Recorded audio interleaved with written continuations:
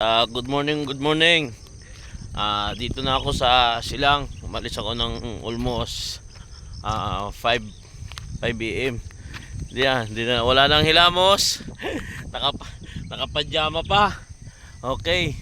Nandito na tayo sa site sa Silang Cavite. January 4. Pangatlong bako natin naka-deployed. Ito, guys, operate na ito. Bali kahapon dalawang bako yung ano ko nung January 3, 2024. Dalawa yung na-deployed ko. Yung isa kasi nasa project, nilipat ko lang sa kabilang project. Hiniram ko muna, pina-pull out ko muna dahil may first na project na naman ako. Pangalawang project. Hingal pag mataba ka talaga. Hingalin ka talaga. Okay, nandito na ako sa Barangay Ulat, Silang Cavite. Okay. Napakaganda.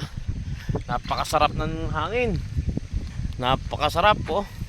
Talagang ang lapit na guys nito sa Tagaytay. Kasi yung hangin talaga, preskong presko. Oo. Yung nagbablog lang ang hindi presko. Ayan guys, bali kahapon pinaayos ko kasi to. Bali kahapon lang guys dumating yung ano ng bomba niya. Yan, Jerome, testingin natin kung pasado na ba sa tester mo. Yan guys, yung aking ano na yan, dati kong pahinante yan. Ngayon guys, tinuruan ko na mag-operate ng bako para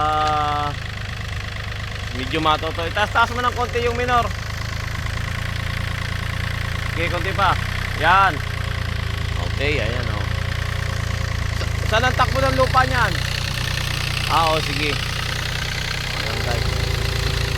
Ayan, medyo maalam na. Ayan guys. Ayan. Sabi nung aking pahinante, maganda na daw yung unit natin na si PC30. Ayan. Good morning mga kalods, mga kabakit, mga kaibigan natin dyan o kung sino man. Good morning. Maraming salamat sa umagang kay ganda.